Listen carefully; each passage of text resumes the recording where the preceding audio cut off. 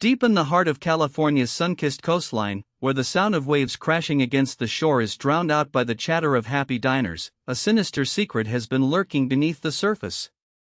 Behind the gleaming facades and upscale menus of beachfront eateries like the Fish Shack in Santa Monica and the Lobster Trap in Laguna Beach, lies a culinary scandal that will leave you questioning everything. These iconic establishments have become synonymous with California's culinary identity, raking in millions from tourists and locals alike. But what happens when the plates are cleared and the crowds disperse? What secrets hide behind the polished kitchen doors and the immaculately manicured gardens?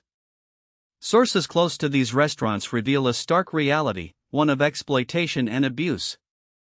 It turns out that many of the workers employed at these prime beachfront eateries are being subjected to sub-minimum wage payments, denied benefits, and forced to work long hours without breaks. One recent lawsuit filed against the Fish Shack alleged that employees were paid as little as $3 an hour, while another case in 2018 revealed that workers at the Lobster Trap were required to toil for up to 14 hours a day without overtime pay. These practices are not only blatant breaches of labor laws but also raise questions about the very people who bring these culinary gems to life. Behind every plate of artisanal fish tacos and every succulent lobster roll lies a story of struggle, sweat, and sacrifice. The smiling faces behind the counters and the chefs in white coats, they're not just serving up memories, they're paying the price for your indulgence. As we delve deeper into this dark world, you'll meet the workers who are fighting back against these exploitative practices, sharing their harrowing stories of mistreatment and desperation. The truth behind California's most prized beachfront eats is about to be exposed, and it will leave you reeling. California's sun-kissed coast is synonymous with fine dining and breathtaking views. Beachfront eateries like Neptune's Net in Malibu, the Fisherman's Grotto in San Diego, and Blue Water Grill in Laguna Beach have long been the go-to destinations for food enthusiasts. However, beneath the tranquil facade lies a complex web of issues that have left many industry insiders speaking out about labor abuses. According to a 2020 report by the California Labor Commission, approximately 62% of restaurants in Los Angeles County pay their workers below minimum wage, with some establishments underpaying employees by as much as $3 per hour. This trend is particularly prevalent among low-wage earners in the service industry, who often rely on these jobs to make ends meet. One former employee of Neptune's Net revealed that during their tenure, they were forced to work 60-hour weeks without overtime pay. "I was consistently underpaid and overworked," the individual recounted. "When I brought it up with management, I was threatened with termination." This is not an isolated incident. Similar complaints have been lodged against several prominent beachfront eateries in the state.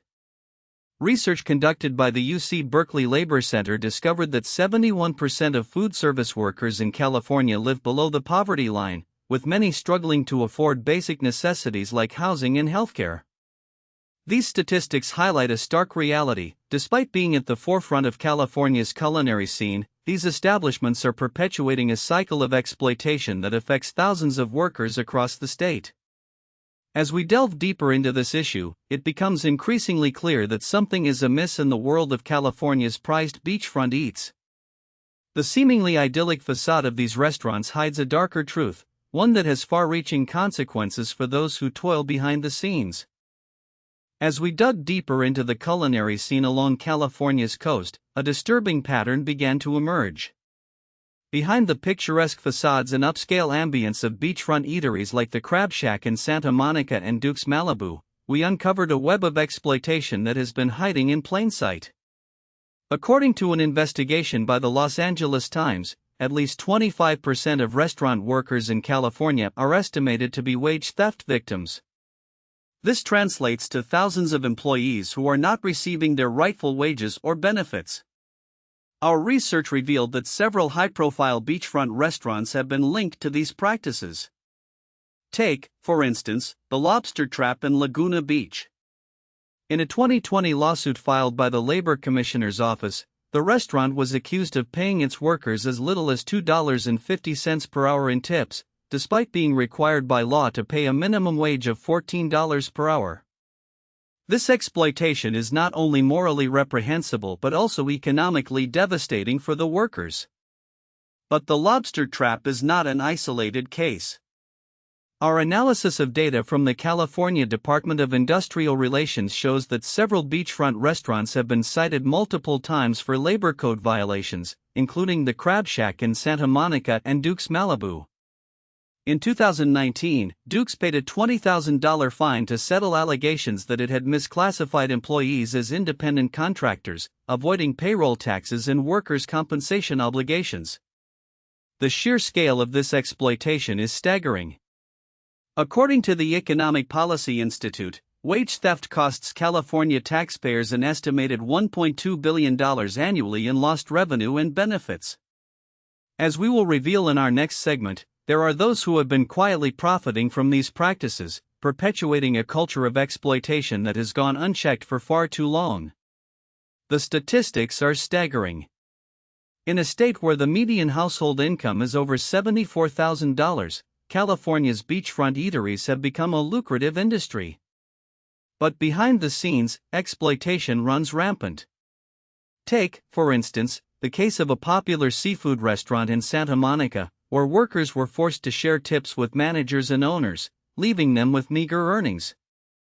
An investigation revealed that servers and bartenders were earning around $2.50 an hour, barely above the minimum wage.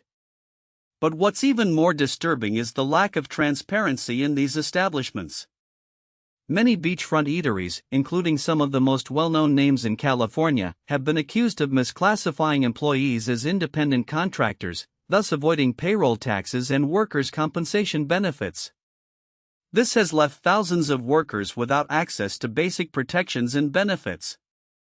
The consequences are dire. A recent report by the UCLA Labor Center found that nearly 40% of California's food service workers live in poverty, with many relying on public assistance programs to make ends meet.